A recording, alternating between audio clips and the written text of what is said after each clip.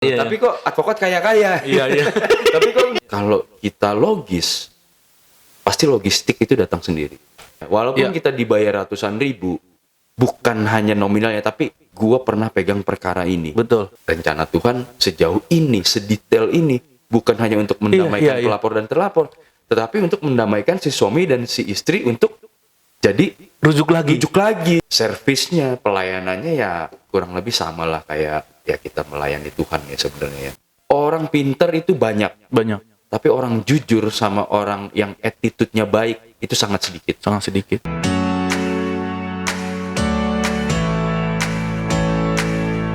Oke, Sobat Pondok Hukum. Kali ini kita kedatangan tamu spesial, yaitu Bang David. Selamat pagi, Bang David. Selamat pagi teman-teman Pondok Hukum.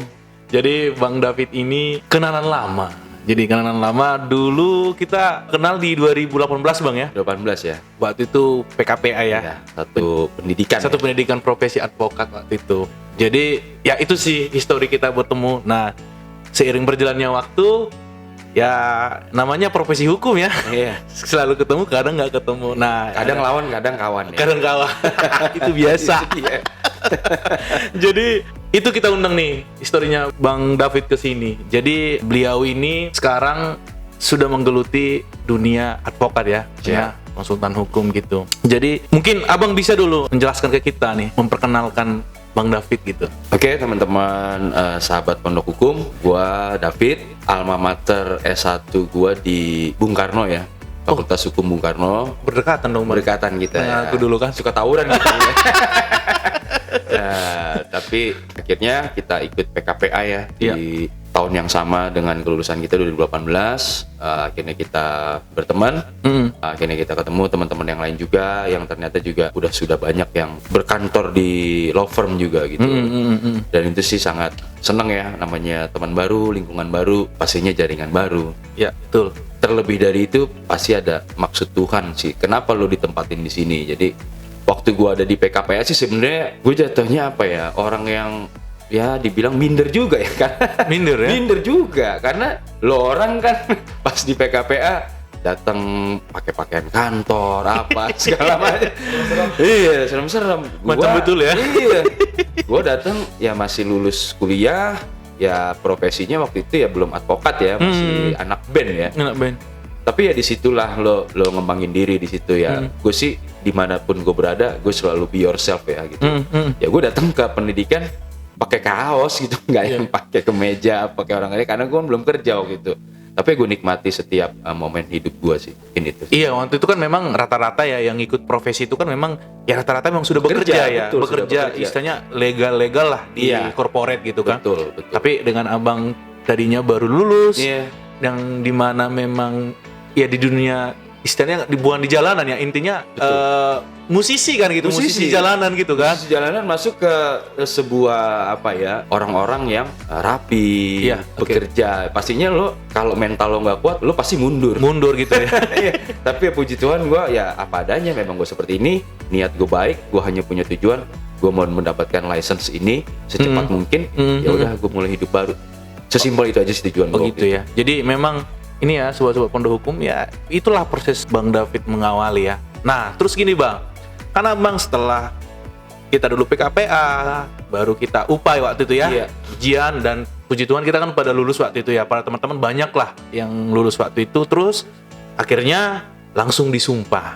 Nah, artinya setelah disumpah, ya kita sudah punya lisensi, ya kita mau ya mencari, yaitu ya dunia hukum ya, pasti tetap mencari inilah ya, apa ya, siapa yang datang permasalahan hukum, mungkin yang bisa kita bantu sesuai dengan hati nurani kita masing-masing tentunya kan. Nah, karena Bang tuh udah berkecimpung di dunia advokat, mungkin ada suasana yang pertama waktu itu mendapatkan klien. Jadi pengalaman mendapatkan pertama klien setelah mempunyai lisensi. Artinya kan kita udah bangga nih. Oke. Ya, dan kita memang mengambil ini kan nggak gampang. Seperti yang dibilang Bang David tadi, ada banyak proses, dari minder segala macam. Tapi satu tekad, saya mau ngambil lisensi, saya mau profesi ini yang mau saya geluti. Nah, kira-kira Abang bisa menceritakan pengalaman pertamanya mendapatkan satu case gitu? Pertama kali mendapatkan case, rasanya sih senang ya gitu kan. Tapi kan ya itu tadi ya, kita nggak bisa menilai itu semuanya hanya berdasarkan materi. Ya, nilai ya. Ya kalau tujuannya itu sih berat karena kan kita dulu ditekankan di PKPA kan. Iya, betul. Kalau kamu mau menjadi advokat jadi orang kaya, kalian pulang aja hari ini. Betul, gitu. betul. Lucu juga itu loh. Iya, Tapi kok advokat kaya-kaya. Iya, iya. Tapi kok nggak boleh jadi orang makanya lucu. Jadi sebenarnya bagaimana lah ini dunia ini. Akhirnya pertama kali terjun ya kita jalanin aja sepenuh hati gitu ya. Kita jalanin aja tanpa pamrih gitu. Niatnya kita bantu orang. Iya. Kalau kita logis, pasti logistik itu datang sendiri. Itu ya. Itu sih kuncinya itu. Logis. Kalau kita logis, logistik itu datang sendiri. Wah, ini keren nih, sobat pondok hukum. Ini keren banget ini. Nah. Jadi kalau kita logis, logistik akan datang. Nah, gitu kan.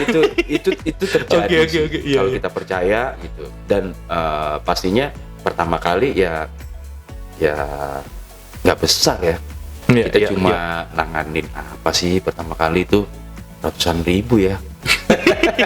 tapi itulah kepuasannya. Walaupun Iya. kita dibayar ratusan ribu, bukan hanya nominalnya, tapi gua pernah pegang perkara ini. Betul, betul. Dan itu apa ya? Inkredibilitas kita, Iya. integritas kita sebagai advokat penegak Iya. hukum, ya itu senang gitu. Kita dipercaya sama orang. Ini kan masalah kepercayaan. Berarti trust ya. Trust. Oke. Bisnis kepercayaan. Gue bayar lo ratusan ribu dulu. Iya. Oke. Beres nggak lo kerjain? Iya. Beres. Betul. Nanti naik. Puji Tuhan, ya pasti Tuhan kasih jalannya deh. Iya, jadi memang benar sih Bang tadi masalah nilai ya. Mungkin kalau berbicara nilai ini, mungkin buat kita 100.000 itu sangat berharga banget ya. Mungkin makan bisa berapa hari. Nah, buat orang bisa 100.000 itu hanya uang parkir. Betul. Kan bisa saja seperti itu. Bisa. Nah, cuman bukan itu yang utamanya. Yang tadi kepercayaan. Berarti kita nggak mendapatkan klien itu kan memang kita bagaimana kita meyakinkan klien kita yang mungkin dia bermasalah hukum. Ketika ketemu dengan kita, dia nyaman dan dia yakin bahwa dia itu tidak akan bermasalah dengan ketika didampingi kita. Kira-kira seperti itu, Bang, ya? Betul. Oke. Dan nyari kuasa hukum, nyari pengacara, nyari lawyer itu seperti kayak kita nyari pasangan hidup gitu. Iya, benar. Nyari istri, nyari suami. Karena sebagai klien kita akan menceritakan sejujur-jujurnya Nah, permasalahan yang akan kita hadapi, yang akan nanti ditangani oleh kuasa hukum kita. Iya. Kalau kita sebagai klien ya ceritanya tidak sesuai, ya itu akan mempersulit kuasa hukum kita yang nantinya berujung-ujungnya klien itu sendiri yang susah. Oke, berarti saya dapat garis bawahnya, Bang. Jadi kepada teman-teman di luar sana yang mungkin mendapatkan masalah hukum, case hukum, ya kalau mau menceritakan atau mencari sebagai penasihat hukum, tentunya teman-teman di luar sana harus jujur. Apa sih yang dialami sehingga kita para praktisi hukum ini ya, advokat ini bisa membantu dengan bagaimana nih untuk menangani masalah ini. Kan kira-kira seperti itu, Bang, ya. Betul. Nah, itu jadi poin ini juga. Nah, teman-teman juga di luar sana, teman-teman advokat di luar sana yang masih muda lah gitu ya. Penting juga itu ditekankan, Bang, ya. Penting banget. Karena tanpa kejujuran ya kita sebagai kuasa hukum nanti akan repot sendiri. Iya, oke. Itu aja sih. Oke, jadi itu tadi poinnya ya. Artinya di dalam menyikapi masalah itu, baik dari sisi lawyernya, dari sisi kliennya, ini harus ada saling kejujuran ya. Betul. Supaya tidak bermasalah ke depannya. Betul. Oke, Bang, itu tadi kan case pertama, Bang. Artinya selanjutnya kan pasti adalah case-case berikutnya seperti yang Bang bilang tadi. Ketika kita sudah logistik akan datang nanti kan kira-kira seperti itu. Nah, mungkin Abang di dalam proses ini, case apa sih yang Abang temukan lah di luar sana yang mungkin ya bisa katakan tersulit lah? Tersulit ya. Iya. Kalau tersulit semuanya mempunyai kesulitan di levelnya masing-masing ya. Tapi yang paling berkesan ya. Yang berkesan, oke. Yang paling berkesan sih waktu itu kita terlapor. Klien kita dilaporkan di atas penipuan dan penggelapan. Oh, Dan itu nilainya cukup fantastis. Ini sebuah importir ya. Pengusaha dilaporkan karena diduga melakukan tindak pidana penipuan dan penggelapan. Nah, kronologinya itu mereka ini keluarga yang diduga melakukan kejahatan berencana gitu. Suami istri. Oh, suami istri nih. Suami istri. Padahal sih itu sebenarnya sudah patah sih sebenarnya. Tapi karena pelapornya gencar sekali, akhirnya di-LP-kan lah. Nah, suami istri ini sebenarnya sudah bercerai. Nah, singkat cerita kami bertempur lah pada waktu itu ya kan. Kami bertempur singkat ceritanya kita menang. Dalam arti menang di sini kita berhasil mendamaikan terlapor dan terlapor dengan adanya restoratif justice itu yang dikeluarkan oleh Iya, oke. ya. Akhirnya melalui restoratif justice ini pelapor dan terlapor berdamai.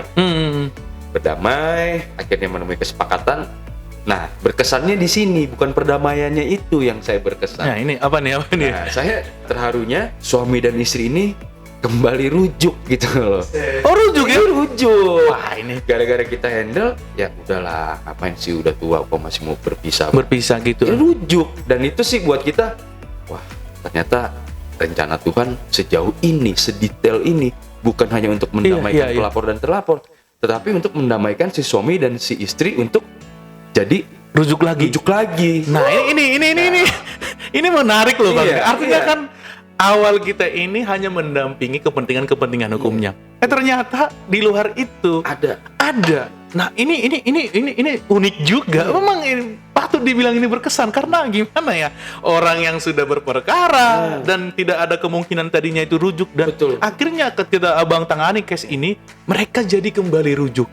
Artinya gini loh, Abang ini terkadang ngambil aturannya bagiannya para pemangku agama ini kan, pendeta atau ustadz gitu kan. Seharusnya kan para jemaatnya digembalain kan. Nah, ini menarik ini, Bang. Betul. Tapi cukup ini juga, Bang, menarik itu ya. Tapi prosesnya akhirnya gimana, Bang?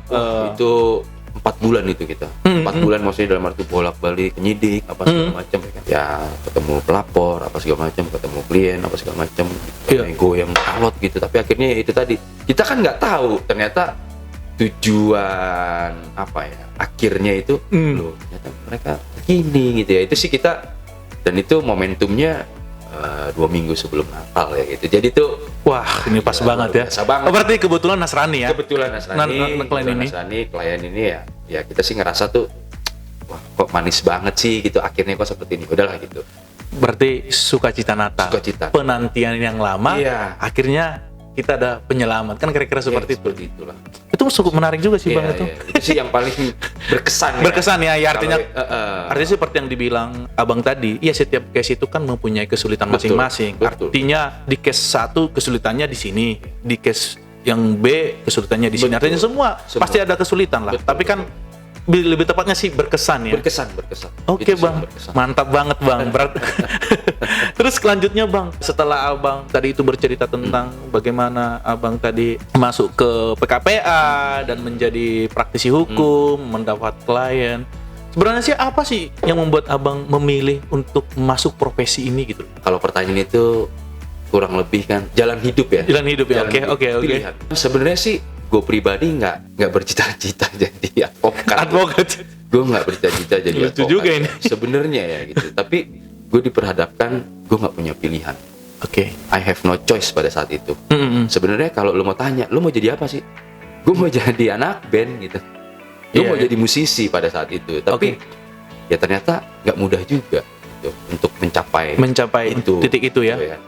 Akhirnya karena waktu itu gue melihat kanan kiri teman-teman gue, wah udah dengan kehidupannya masing-masing gitu. Kita masih begini-begini aja gitu. Akhirnya gue mau gimana gitu. Tadi lu bilang gue agak-agak seperti pendeta, ya memang cita-cita gue dulu ada juga. Ada juga jadi pendeta ya? Jadi pendeta. Gue mau sekolah teologi sebenarnya pada waktu. Menarik. Dan itu betul gitu. Gue waktu itu mau sekolah teologi. Gue waktu itu curhat sama almarhum mami gue. Waktu itu mami gue menolak. Bukan dia tidak setuju jadi pendeta, tapi dia berpikir ya lo ini kayaknya ngambil keputusannya bukan dari hati gitu. Kayak nggak tepat gitu ya. Dia bilang coba kamu sekolah hukum. Dia bilang waktu itu kayaknya teman-teman kamu yang sekolah hukum tuh hidupnya stabil. Dia bilang nggak sukses sih, bukan jadi orang kaya, dia cuma bilang stabil. Akhirnya pada waktu itu gue juga ngeliat, kenapa nggak gue coba. Dan ternyata setelah gue ambil keputusan itu, gue pelajari hukum, wah yang nggak beda jauh ternyata. Beda jauh ya. Servisnya, pelayanannya ya kurang lebih sama lah kayak ya kita melayani Tuhan ya sebenarnya. Ternyata kan sedalam itu. Buat teman-teman yang belajar hukum, pasti kan ada kaidah ketuhanan di situ. Betul bang. Ujung-ujungnya kan kita kan kesana bicaranya. Dan itu sangat penting kita untuk mengambil keputusan-keputusan yang dekat dengan cara berpikirnya Tuhan. Gitu. Karena kita di sini bukan keputusan kita gitu, bukan kita yang berdampak, tapi klien yang kita tangani kan akan berdampak dengan keputusan yang kita ambil sebagai penasihat hukum gitu. Iya, jadi menjadi tepat ya seperti yang dibilang pendahulu-pendahulu kita bahwa sebenarnya profesi ini profesi mulia. Yes. Artinya tadi seperti yang dibilang Bang David tadi, seperti cita Abang sebenarnya ada niatnya untuk pendeta, yang gimana pendeta gimana sih menggembalakan para jemaat kan? Nah, tidak ada bedanya. Betul. Setelah Abang jalani di profesi ini, ternyata bagaimana kita membawa diri kita ke klien ini dengan hati supaya mereka bisa berjaya. Kan pendeta juga begitu. Ya, betul. Tidak jauh dari situ. Artinya pendeta itu bukan dukung yang tiba-tiba dia datang, oh dia harus begini, dia harus begini, harus begini. Ya, tentunya kan harus ada komunikasi dua arah ya, interaktif ya, pendekatan ya. Itu sih mungkin. Oke, berarti menarik juga nih cerita ini Bang David. Tapi Bang, minum dulu kita, Bang. Supaya ini santai. Iya.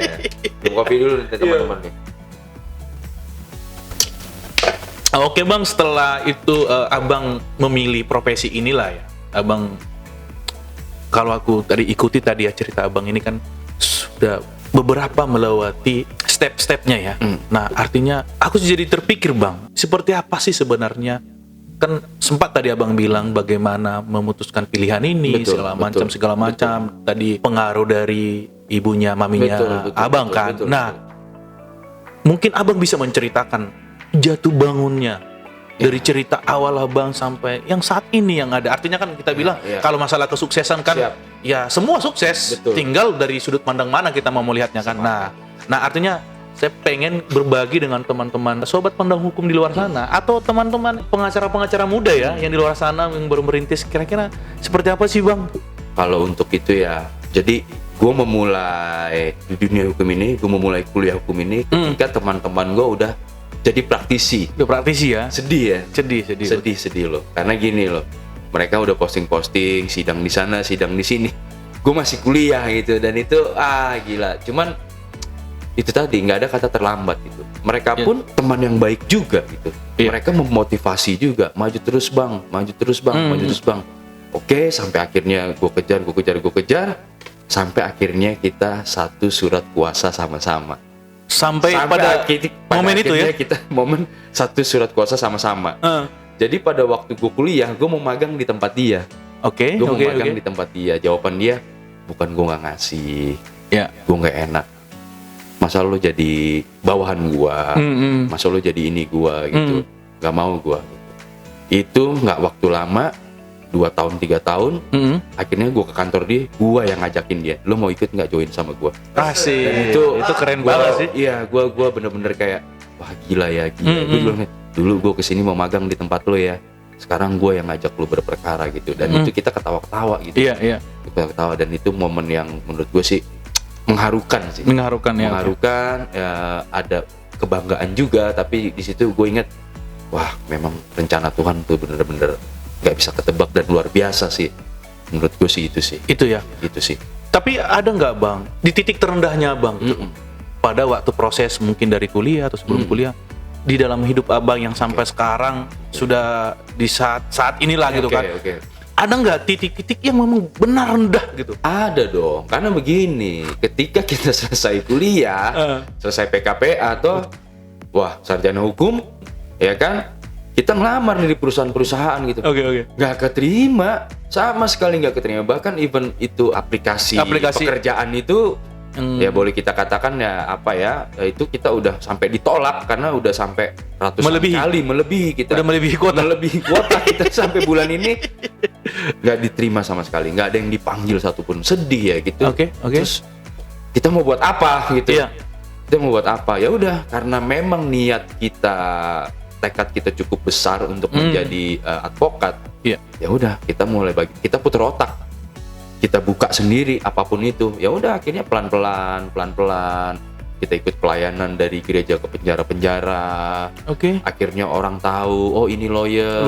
Kita dikasih kesempatan di gereja untuk bicara hukum. Karena mereka ada yang mau menanyakan permasalahan hukumnya. Gitu. Bagaimana mengurus pembebasan bersyarat. Akhirnya mulai dari situ kecil. Akhirnya ya orang tahu kita advokat. Apakah kita udah punya perkara apa belum? Ya nggak ada yang tahu. Tapi setidaknya kita sudah memulai untuk memarketingkan diri kita bahwa kita advokat. Dari sisi itu Dari ya, Bang? sisi itu aja dulu, dari yang kecil-kecil aja dulu kita udah mulai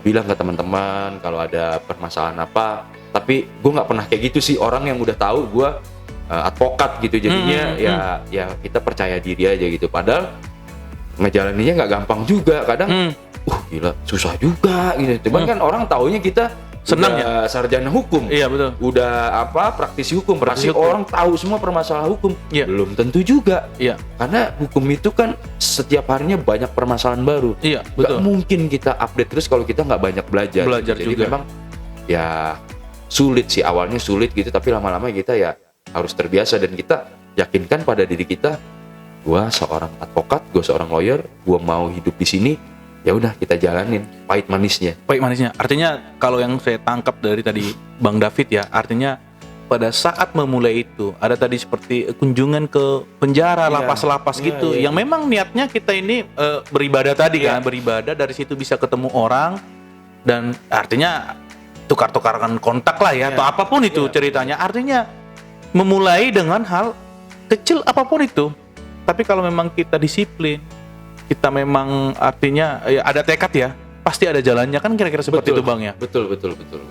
Oke, ya itu sih tadi cerita-cerita Abang ya, perjalanannya. Ya menurut aku ya, itu sudah sangat banyak lah prosesnya, dari mulai jatuh bangunnya, bagaimana Bang David di luar sana menemukan klien-klien yang berbegitu macam kan. Iya. Kita harus bisa menjadi teman dekat mereka kan. Betul. Karena berkonsultasi dengan kita. Betul. Nah, mungkin Bang dari segudang banyak pengalaman lah ya, pengalaman yang sudah Abang lewati, mungkin ada pesan-pesan bagi teman-teman para advokat yang baru nih. Kan baru-baru ini baru disumpah Bang. Betul. Kalau nggak salah sekitar 1000-an lebih advokat Indonesia? itu di DKI Jakarta. DKI Jakarta DKI aja Jakarta ya? baru disumpah. Artinya kan ini berarti kan praktisi-praktisi hukum yang melanglang buana nanti. Betul. Ya bisa katakan ya menjadi ini kita juga, Ya, persaingan kita saingan, juga. betul. Tapi saingan yang membangun loh tentunya. Betul. Itu nah artinya mungkin Abang ada pesan-pesan buat teman-teman di luar sana Ya, gitu. mungkin gini ya, simple gini aja. Gue pakai analoginya gini. Kalau nggak ada Messi, kalau nggak ada Messi, Ronaldo nggak akan segila itu. Segila gitu ya. Begitu juga sebaliknya. Kalau nggak ada Ronaldo, Messi nggak akan segila itu. Nah, akhirnya mereka ini berdua selama 15 tahun Berkompetisi ya. berkompetisi secara sehat. Gitu ya. Ya, untuk masalah siapa yang menjadi GOAT yang GOAT, terbaik ya itu urusan masing-masing gitu. Tapi itulah gitu. Nah, intinya begini. Kita sebagai advokat itu pastinya kita kesulitan lah, ke depannya pasti banyak tantangan apa segala macam. Oke. Tapi itu tadi kita yakin, kalau tips dari gue sih gini sih ya, gue banyak ketemu orang yang menginspirasi gue juga gitu. Iya. Akhirnya gue pada sampai kesimpulan gitu, berusaha tanpa berdoa itu sombong, Oke. berdoa tanpa berusaha itu bohong. Bohong. Jadi Oke. berdoa dan berusaha tuh harus sama-sama gitu. Harus balance ya. Harus balance gitu. Jadi istilah Latinnya ora et labora. Ora et labora ya. Dan itu bener-bener deh gitu.